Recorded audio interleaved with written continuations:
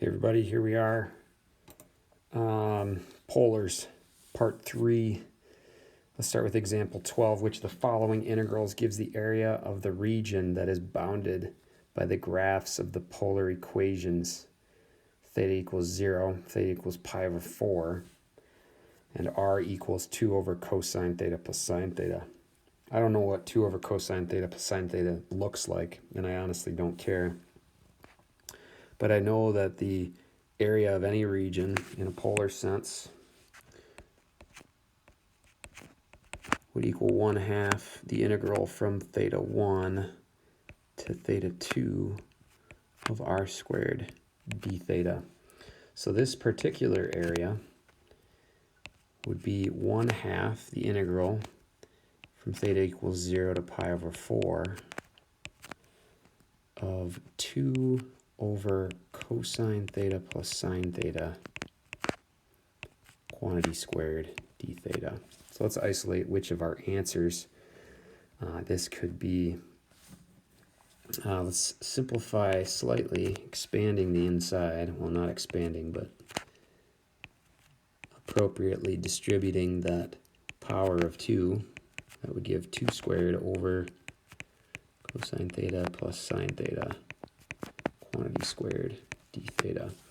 Now I see something with a 4 here in part D, but I'm missing the 1/2, so that's got to be out. Okay, E is definitely out. That's weird. A is out. So I'm down to either B or C. And clearly I can see that 1/2 in my answer times 4 is 2. So it looks like B is out because we don't have this quantity squared. So our answer here would be C. All right, outstanding. Let's look at example 13. Here in the figure above, shows the graph of the polar equation. R equals 2 plus sine 4 theta plus cosine theta between 0 and pi over 2. So how would I know that this is the point 3, 0, right? Remember, extension, rotation. Okay, so I could confirm it by plugging in a 0, right? So r would equal 2 plus sine of 4 times 0, which would be 0, plus cosine of 0, which is 1, so r would equal 3. And then I could do the same to confirm that this point is the point 2 as its extension and pi over 2 as its rotation. All right, then, I mean, somewhere in here would be, I don't know what r would be here, but our angle would be pi over 4, and I could find r. I just have to plug theta into the equation for r. Okay, so now what we've got is the derivative of r with respect to theta is also given. I'm guessing we're not going to need that in this problem. It was probably part of a different part of that problem. But it says for part A, find the area bounded by the graph of r and the lines theta equals 0 and theta equals pi over 2. So I'm looking for the area enclosed here in quadrant 1. Ooh, I like this so far. I'm doing well. Oh, that was bad. Okay. But you can see that I'm sweeping an area, and it's all enclosed by theta equals pi over 2 and theta equals 0. And of course r, which is this function. In this case, well, it's not a function, this curve. Okay, so we would find the area. I'm going to call it r. So let's find r by taking 1/2 the integral from 0 to pi over 2 of 2 plus sine 4 theta plus cosine of theta quantity squared d theta. Okay, so what I'd like you to do is grab your calculator. Okay, and in your calculator, go mode. What I want you to do is go into polar mode. Okay, so put your calculator in polar mode and put R in for R1. So 2 plus sine 4 theta plus cosine theta. Okay, we're going to execute this in just a moment. Okay, so into your calculator, press Math 9. Math 9 will bring up notation. It needs to be filled in like this. Make sure you don't forget, you want to do 1/2 of this integral. Go from 0 to pi over 2. Type in R1 and then ensure that you square it. And then in here, make sure you do theta. So you should have R1 squared from 0 to pi over 2 d theta. If you forget the 1/2, which is very typical, unfortunately, your answer will be twice what it needs to be. So I believe, if I'm not mistaken, the area bounded by those three, called R, would be 6.193, or if you round, 6.194. All right, so that's how we use our calculator using Math 9 in polar mode in order to find the area bounded underneath or in a polar curve. Let's look at a few FRQs. All right, here's an FRQ back from 2014. We have two graphs here. It looks like calculator is allowed. Let's confirm which one is which. Okay, it looks like I've got R, let's call this R1. Okay, R1 is equal to 3. Of course, that's a circle with radius 3. And R2 will be this funky looking thing right there from 0 to pi. Okay, so here is the point 3, 0. Of course, this is R, that's theta. This is the point 3 pi over 2, and this is the point 3 pi, extension rotation in each of those cases. Okay, part A says, let R be the shaded region inside the graph of R equals 3 and inside the graph of R equals 3 minus 2 sine 2 theta. Find the area of R. Okay, so I'm actually going to break this up into two areas. I'm going to do the this green area first.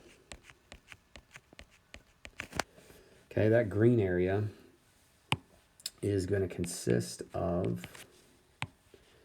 half the integral from 0 to pi over 2 of R2 squared d theta. And then I'm going to add that to this area here. In that area there, I'm not using calculator of any sort. I'm going to take 1/4 of the area of a circle with a radius of 3.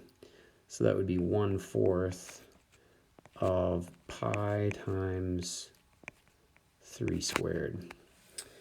Okay, so clearly this would end up being 9 pi over 4. I'm just going to add whatever I get for the green integral to 9 pi over 4. I'm going to round that, of course, to 3 decimals. All right, using Math 9 and 0 and pi over 2 for my theta values, that green area plus my yellow area out to 3 decimal places comes out to be 9.707 or 9.708. Okay, part B for the curve, we're calling that R2. Find the value of dx d theta. Okay, so let's talk about how we determined x again. Recall that x was equal to r times cosine of theta. All right, so in this case, I'm talking R2. So x with respect to theta would equal 3 minus 2 sine 2 theta times cosine theta. All All right, now there's not a whole lot of work that I need to show here. I need to find dx d theta at theta equals pi over 6. So I'm going to use my calculator. I'm going to do math 8, right? But first what I'm going to plug in here is I'm actually going to go back to function mode. Function mode. Okay, and here's why. In y1, I know we're dealing with x, but I'm going to plug this into y1. I'm going to plug in 3 minus 2 sine 2x times cosine 2x, cosine x. Now this won't matter with regards to what variable you're working with. It'll just allow you to keep it in a familiar mode. Okay, when we start working in parametrics or polars, I typically just use it to find areas between curves. But when I find slopes, I typically go back to function mode. Okay, so now I'm going to press math 8. Okay, and when you press math 8, what you get is something that looks like this. Okay, I'm going to plug in y1 here. And it's going to say as x equals, and I'm going to plug in a pi over 6 here. Now you can keep this in the notation that we have above, right? You could simply do everything right here. Do all of this just out in space. Don't write it down, right? Don't write it down. And you could write dx d theta, your answer, when theta equals pi over 6, and just come up with your answer. Right, and write it down. And our answer comes out to be negative 2.366. So make sure and use your calculator. And you can keep some of the function notation with y and x just off your answer sheet. Just do that mentally. And then bring your answer back here. Don't be using the product rule and chain rule and all that garbage here in a calculator allowed question. Don't do that. Okay, let's look at C.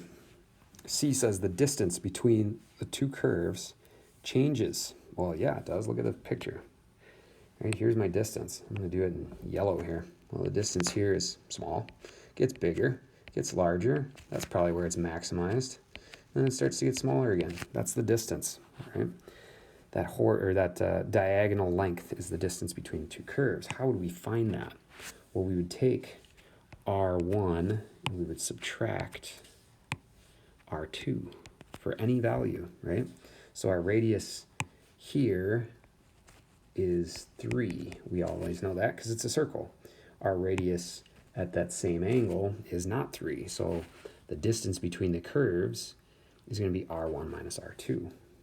Okay, so let's look at the rest of the question, see what it's asking us. Find the rate at which the distance between the two curves is changing with respect to theta. Theta equals pi over 3. So first, let's write R1 minus R2. That'll be 3. Let's call this distance, capital D, with respect to theta. That'll be R1 minus R2 right there. Okay, so just like I did on the last problem, I'm going to type this in, and actually I could simplify this just to keep it easy here. This would actually be 2 sine 2 theta. I'm going to type that in again off my answer sheet as y1, 2 sine 2x. And then I'm going to do the derivative of that, d dx of y1 at x equals, what angle do we want? Pi over 3. Okay, again, this is all off the answer sheet. That gives me an answer of negative 2. So I can say that the, let's see here, the rate at which the distance between the two curves is changing, I could say d prime, or I could say d theta at theta equals pi over 3 would be equal to negative 2. Another way you could say that is d prime at pi over 3 is negative 2, provided that you have defined it as capital D of theta. Okay, let's look at part D. A particle is moving along the curve R2, so that d theta dt is 3 for all times t greater than or equal to 0. Find the value of dr dt at theta equals pi over 6. Okay, so let's consider the curve r is equal to 3 minus 2 sine 2 theta. It says d theta dt is 3. So this is a related rate.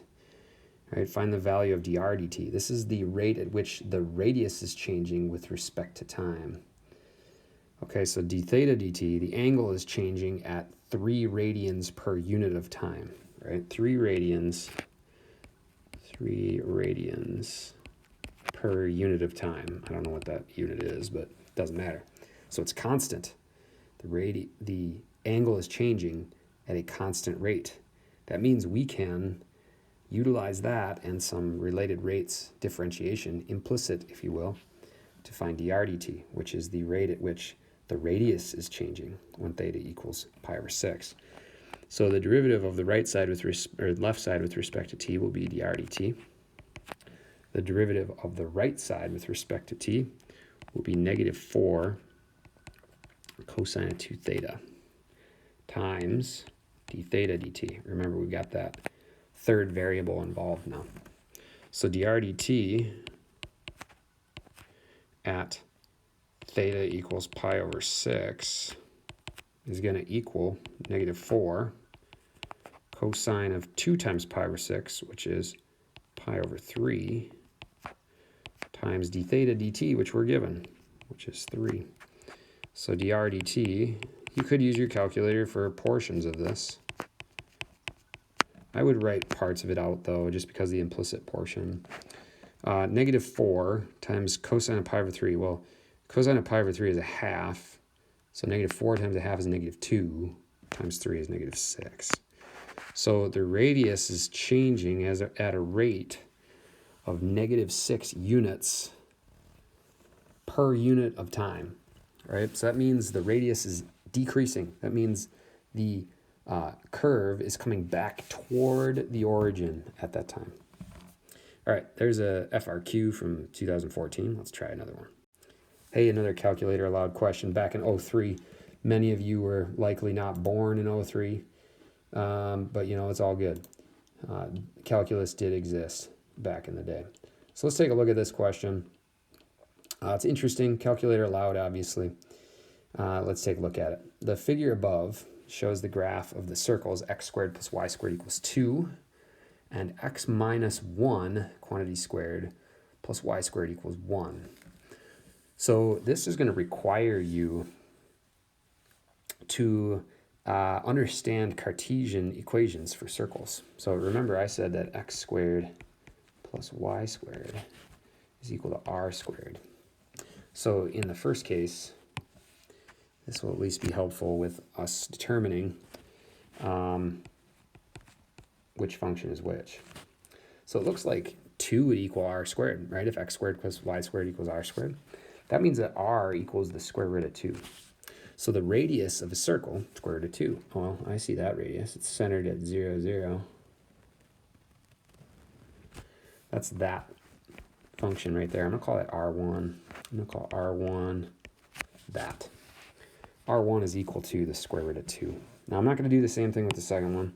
I'm just going to say, hey, there's been a shift right 1 unit, and the radius of the circle is 1.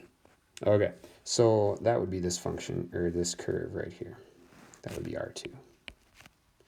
And to be honest with you, I don't care what that would be in polar form. Okay, so the graphs intersect at the point 1, 1 and 1, negative 1. Okay, so here's 1, 1. That's point 1, 1. And here's the point 1, negative 1. I'm guessing since 1, negative 1 is not part of that region R, I likely won't have to work too hard with that point. Okay, let R be the shaded region in the first quadrant bounded by the 2 circles and the x-axis. Set up an expression involving one or more integrals with respect to x that represent the area of R. Okay, so if I were to consider this space, right, here's the x-axis. Here is R2, here is R1. Here's the point 1, 1. All right, let's find a couple more points here. This is the point over here, 0, 0. And here's the point square root of 2 is 0. All right, so I want to find the area of that space. I'm going to call that space R.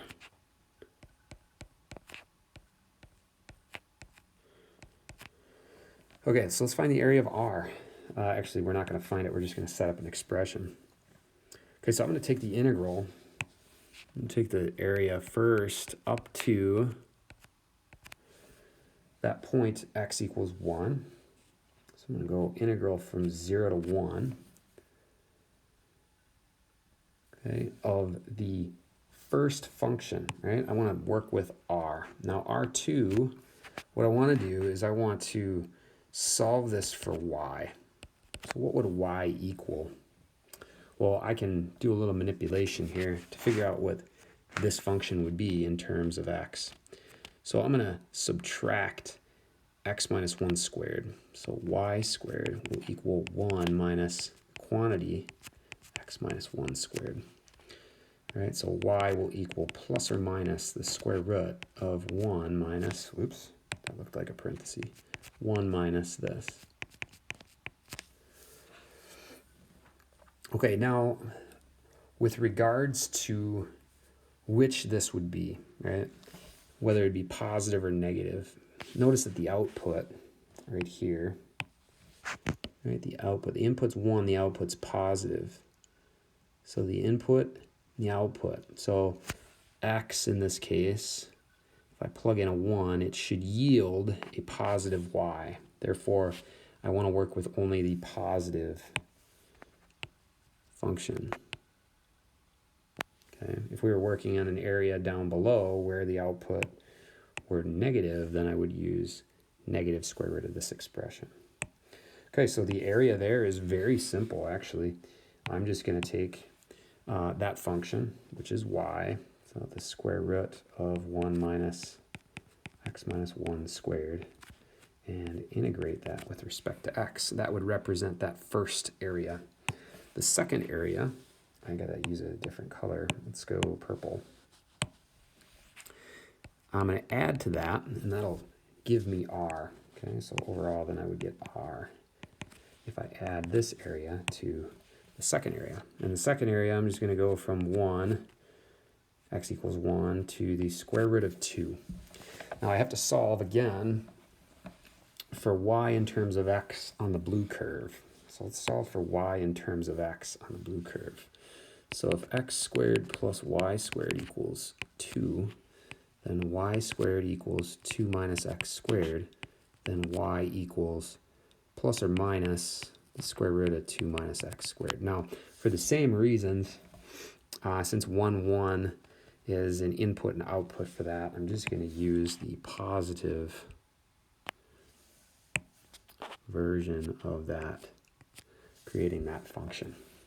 So now I will, to find that area, take the square root of 2 minus x squared with respect to x. Okay, now one way that you could have also done this is that this yellow area here would actually just be a quarter circle of a radius, of a circle with radius 1. So you could have simply calculated this as 1/4 of pi times 1 squared, and then kind of worked your way around the Math 9 version of that. However, we didn't need to calculate it anyway, so it doesn't matter. All right, part B, it says, set up an expression involving one or more integrals with respect to y that represents the area of R. Now, when we're finding this area with respect to y, we're going to have to take the difference between two functions. Okay, so let me sketch the function again, or the space again. Okay, so here's my x-axis.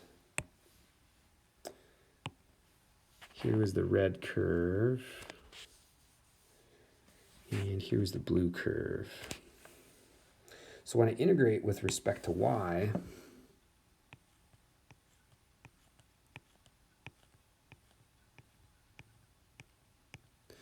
want to write each of those equations with respect to y instead of with respect to x.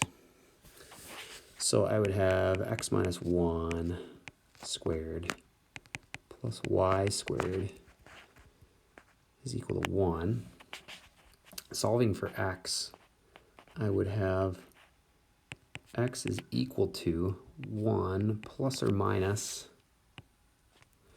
the square root of 1 minus y squared. Okay, now in this case, I'm actually going to use 1 minus the square root of 1 minus y squared. And let's talk about why that is. Okay, here again was the point 0, 0. Here's the point square root of 2, 0. Here's the point 1, 1. Okay, so let me see if I can describe for you why it is that we use this minus instead of plus. Okay, so when we look at that function, or that curve, when we solve in terms of x, here's the line x equals 1, right? So we're actually just looking at specifically, here's the area that we're looking at. All right, this yellow space here. Not drawn perfectly, but it's all good. When I solve for x, right, I get x equals 1 plus 1 minus y squared, and I get x equals 1 minus square root of 1 minus y squared. Now this portion for x, I should probably do it in a different color, but I'm not gonna, actually yields these y values. And this portion, or this part of the relationship, yields the right side of that circle. Okay, so that's why I use that left side, right? That's why I use minus. Okay, so I'm going to take, in order to find this area R, I'm going to take the integral. Now, when we're integrating with respect to y, I'm going to go from y value to y value. So my y value on this black line, you can see down here, is y equals 0. And I'm going to integrate all the way up to y equals 1. So I'm going to take the integral from 0 to 1 of the function furthest away from the y-axis. Okay, so here's the y-axis. Okay, the function furthest away from the y-axis. That'll be my blue function. Of course, I got to solve that in terms of y. So that would be x squared is equal to 2 minus y squared. Okay, which will mean that x is equal to plus or minus the square root of 2 minus y squared. Now I'm going to work with the positive expression, x equals square root 2 minus y squared, and for very similar reasons as I did the negative version of the other. Okay, so I'm going to take square root of 2 minus y squared. I can explain that in a minute here.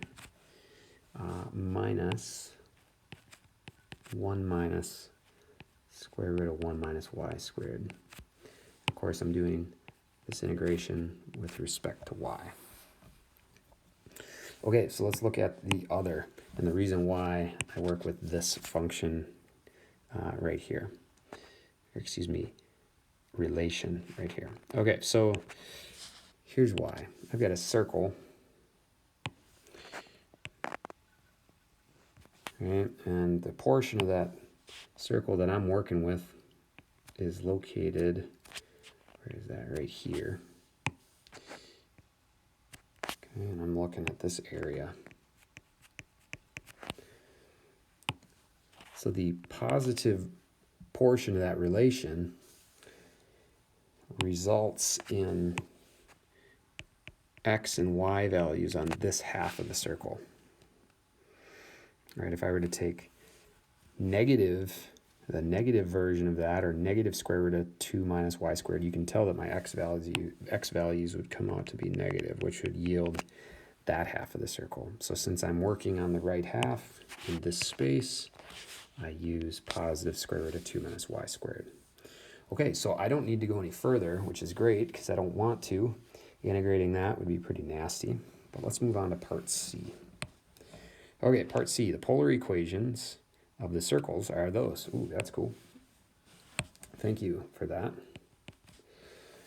Okay, it says set up an expression involving one or more integrals with respect to the polar angle theta that represents r in the polar sense. Okay, so now what I'm going to do is I'm going to do the same thing I've been doing, except I'm integrating with polars instead of rectangulars. Okay, so I got to figure out if this is 1, 1, I want to convert that to polar. Well, I know with polars that if I have a triangle that's 1, 1, then my radius would be root 2, and this angle would be pi over 4. So extension would be root 2, rotation pi over 4. So how I can find this area is, again, I'm going to call this R, is I'm going to sweep to find that portion using the blue R, and I'm going to find the green portion using the red R. So this area R will be equal to 1/2 the integral from 0 to pi over 4 of, I think I called that, what did I call that? Oh goodness. Boy, is that, yeah, that's his first one, R1. So I'm going to call that root 2 squared. And we're going to integrate that with respect to theta. Now that can be done relatively easily. We don't need to here, but that's how we could do it. And then we're going to integrate the green space, which will be the integral from pi over 4 to some angle measure. Let's figure out what that angle measure here would be. Okay, so I know that the origin here is 0, 0, but I want to know where 2 cosine 0 equals 0, right? So I want to know where r equals 0, what angle, right? So I'm going to have 0, I know that. I need to find the angle theta. So I'm going to solve. That'll mean that cosine of theta equals 0. And cosine of theta equals 0 at 0, which I know isn't true, because at 0 it would be way out here, right? Excuse me, it doesn't equal 0 there. Let's backtrack a second. That's not true. The first theta value for which cosine is equal to 0 is pi over 2.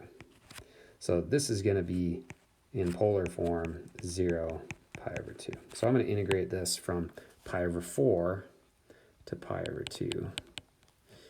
And I'm going to integrate, of course I got to include the 1/2, don't forget that. And I'm going to use my r, which is 2 cosine theta. I'm going to square it, and I'm going to integrate it with respect to theta. We don't have to do the calculation, thank goodness, at least at this point. We've done a lot of work here with understanding the connection between rectangular and polar coordinates, as well as finding areas in a rectangular fashion and in a polar fashion. Let's do one more FRQ. All right, not well done yet. We got to finish this one off. This is 2009 Form B, a non-calculator question. So with regards to that, put the old TI-84 away, and let's do some work. It says the graph of the polar curve, r equals 1 minus 2 cosine theta, for 0 to pi is shown above. Let S be the shaded region in the third quadrant bounded by the curve and the x-axis. Write an integral expression for the area of S. So first of all, I need to find out what theta is here. So I know this is an extension in -1. I got to find out what theta is. Likewise here. This is an extension of 0. I got to find out what theta is. So let's do that work on the side. So r would equal -1. Okay, when theta equals a certain value. So let's set it equal. So -1 is equal to 1 minus 2 cosine theta.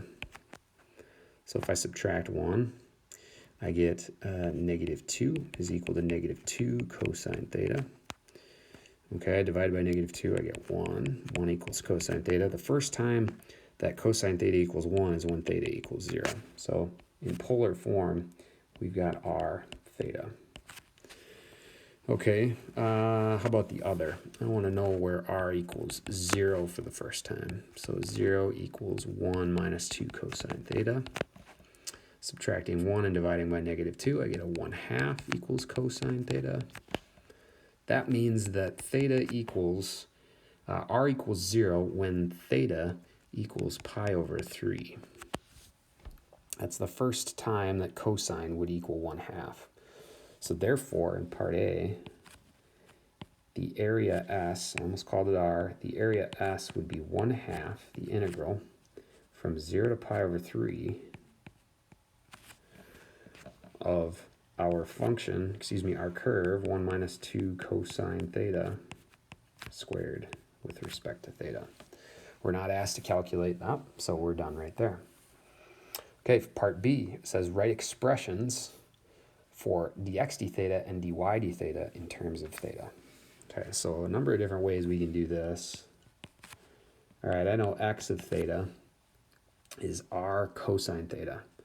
So I'm going to take 1 minus 2 cosine theta times cosine theta. And y, with respect to theta, is r sine theta. So dx d theta and dy d theta, we can do this a number of ways. You could use the product rule if you wanted to. I think I'll probably choose to do that. So product rule, dx d theta, for the left side. The derivative of 1 minus 2 cosine theta would be a positive 2 sine theta. So product rule would mean derivative of the first, leave the second alone, plus the derivative of the second, which is negative sine theta, times the first left alone. Okay, so you could leave it just like that. You could actually compact that. And it might be useful when it comes to part C. We'll see if it's useful. So look at this first part. This would be 2 cosine theta sine theta. Well, that's 2 sine 2 theta. Hold on, that's sine 2 theta. So if this is sine 2 theta, and then over here I would get minus sine theta plus, minus 2 sine theta cosine theta. You'll see I have the negative being distributed to a 2 sine theta cosine theta, which is sine 2 theta. So I would have here sine 2 theta. If I distributed that negative, I would have another sine 2 theta. So dx d theta would be 2 sine 2 theta minus the sine theta left over. Use it if you want to, don't if you don't want to. Doesn't matter. There's always an efficient or more efficient way to get to where you want to be. All right, dy d theta. Derivative of the first, very similar. Will be 2 sine theta times the second left alone. That'll be sine theta. Okay, derivative of the second will be cosine theta times the first left alone. Okay, so dy d theta, that'll be 2 sine squared theta minus 2 cosine squared theta plus cosine theta. 2 sine squared theta minus cosine squared theta is actually, this is kind of interesting how this works, d theta. That's actually equal to the opposite of 2 cosine 2 theta. Okay, cosine 2 theta, one of the forms is cosine squared theta minus sine squared theta. So you can work the rest of that out, plus cosine theta. Okay, so I've got dx d theta here. I got dy d theta here. Now, I did a lot of explaining. This can be done in a much quicker fashion if you don't have me chatting and chirping all this stuff. Apparently, I lost control here, so I got to work with the space I have provided.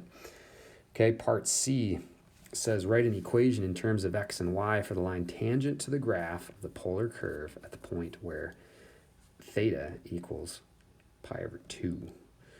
Okay, so first of all, when theta equals pi over 2, all right, so let's figure out the x and the y coordinates when theta equals pi over 2. So what does r equal when theta equals pi over 2? All right, so that'd be 1 minus 2 cosine of pi over 2. So then what we would get is that r equals 1 minus, well, cosine of pi over 2 is 0, so it'd be 0. So this point right here is the point 1 comma pi over 2. That's in polar form. When we draw or write an equation of a tangent line, we want that in, especially in this case, in terms of x and y, the tangent line needs to contain a point in rectangular or Cartesian form. This would be the point 0, 1 in Cartesian form. So we're going to use that point in a minute here for our tangent line. We just need to find dy dx at that point. Okay, so dy dx, as we know, dy dx is equivalent to dy d theta over dx d theta. Okay, and we want that at theta equals pi over 2. So I'm going to find dx d theta at theta equals pi over 2. Well, that'll equal 2 sine of pi minus sine of pi over 2. Okay, I got pi because I took 2 times pi over 2. Sine at pi is 0, so I'm going to get negative 1. So that'll equal negative 1. dy d theta at theta equals pi over 2 will equal negative 2 cosine of 2 times pi over 2, which is pi, plus cosine at pi over 2. Well, cosine at pi is negative 1, and negative 2 times negative 1 is 2. Cosine at pi over 2 is 0, so I'm going to get 2. So dy dx at theta equals pi over 2 is equivalent to dy d theta at pi over 2, which we knew was 2, over dx d theta at theta equals pi over 2, which is negative 1. So our slope is negative 2. So I'm going to kind of do this out of place, but for part C, our tangent line equation would be y minus our y value, which is 1, is equal to negative 2 times x minus our x value, which was 0. This could be rewritten as negative 2x plus 1. Now, if I were to graph that, this is just extra, not required. It looks like the graph of y equals negative 2x plus 1 is tangent to the curve right there. Okay, guys, that's it for polars. I tried to give you a variety of problem types so you could see the different attributes of these curves and the rates of change and all that good stuff. If there's anything that I missed that you'd like clarification on, please contact me and we'll get to it. All right, have a great day. We'll see you in the next video.